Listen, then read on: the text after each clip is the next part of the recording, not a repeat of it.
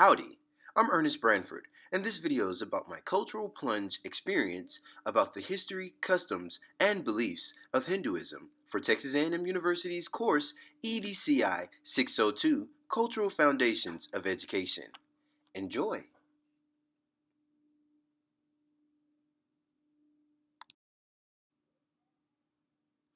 I chose Hinduism for my project because I always thought the Hindu temples were beautiful. I mean, it wasn't my first choice, but they held services quite frequently. To be honest, 3 times a day, which is very convenient. Before I share details from my cultural plunge experience, I think it's best to give some background information about some of the things that I've learned about Hinduism. To individuals rooted in other faiths, Hinduism may seem quite complicated. Surprisingly, its core beliefs are rather simple to comprehend and follow.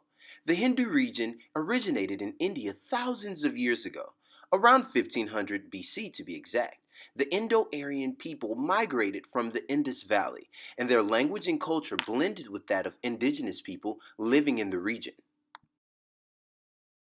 This period, when Vedas were composed, became known as the Vedic period and lasted from about 1500 BC to 500 BC.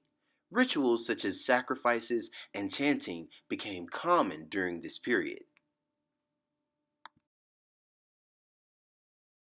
After the Vedic period, the epic, Puranic, and classic periods took place between 500 BC and 500 AD.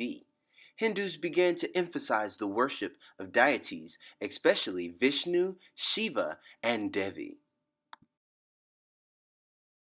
Hinduism is a pantheistic religion, which means to equate God with the universe. It is also a polytheistic religion, which means to populate with myriad gods or goddesses who personify the aspects of the one true God. This allows individuals an infinite number of ways to worship. The Hindu faith, just like the Christian faith, has a trinity where God is in 3 persons: Brahma, the creator of all reality; Vishnu or Krishna, the preserver of all creations; and Shiva, the destroyer. Hinduism in the United States dates back to the 19th century, but in the 20th century, increasing populations of Indian Hindus immigrated to the United States, and with them came their sacred regional practices and devotions. After the 1965 Immigration and Nationalization Act, Indian Hindus worked diligently to create community networks, establish temples, and religious organizations. Since then, fueled by immigration, America's Hindu population has reached an all-time high of 2.23 million, making it the fourth largest faith in the country, having the highest education and income level of all religious groups. Now to my experience. Well, what did I expect? I expected to enter a beautiful temple where all the men wore skirts and the women either could not attend the service or would be sitting in the back very submissively. I also thought that the residing priest would give a speech or sermon in the latter part of the service. Boy, was I wrong. I mean, the temple was breathtakingly beautiful, but the attire for service was quite casual for some, wearing a shirt and jeans, and quite formal for others, wearing authentic cultural attire. I knew I had reached my destination because I could see the top of what looked like a beautiful temple. As I reached the entrance, I could hear the festive music blasting from the parking lot.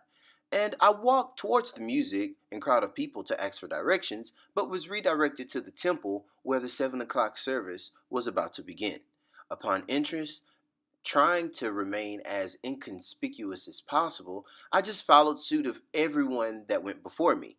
The first room was a shoe storage room, which had the sign that read, "Shoes not put on the stands will be removed." I was not prepared because I didn't clip my toenails, but respectfully, I removed my shoes and socks and washed my hands and proceeded to the temple. As I entered the temple, I noticed that majority of the attendees were sitting on the floor, so I joined them.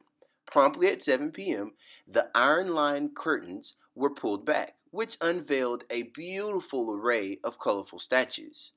The melodic devotional music performed by a one-man band was just a drum, cymbals, and a microphone was very pleasant. Take a listen for yourself.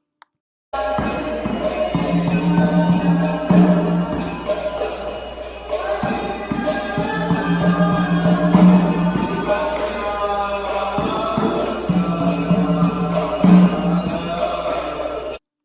truly enjoyed the music. During the service, customs were performed. During prayer, the women dropped to their knees, while the men lied flat on the floor with their hands pressed above their heads. The congregation prayed collectively one last time before the iron-lined curtains were closed promptly at 7:30. As everyone exited the sanctuary, a few prepared for what seemed like a study period, while the temple's priest came to thank me for attending the service and asked any questions I might have had. After a brief conversation about the religion's beliefs and customs, I complimented the beautiful temple and service and thanked him for allowing me to attend. Through my research and experiences, I've learned a lot about Hindu beliefs, values, and customs. Most notably, I've learned about their diet, which consists of no meat, and why they chose such a strict diet. It mostly has to do with their belief in reincarnation. Since animals have a soul, they believe and not slaughtering them. I also noticed that they didn't have many chairs in the temple, and people were casually sitting on the ground. Even after service during the devotional study, members pulled up a pillow and got quite comfortable. During the brief conversation with the priest, he explained that they believe a great deal of tasks should be performed sitting down. Nothing about Hinduism seemed outlandish, but everything made me feel appreciative. First, appreciative that I was able to partake in service with them, and then appreciative that we could all worship various faiths with loads of acceptance.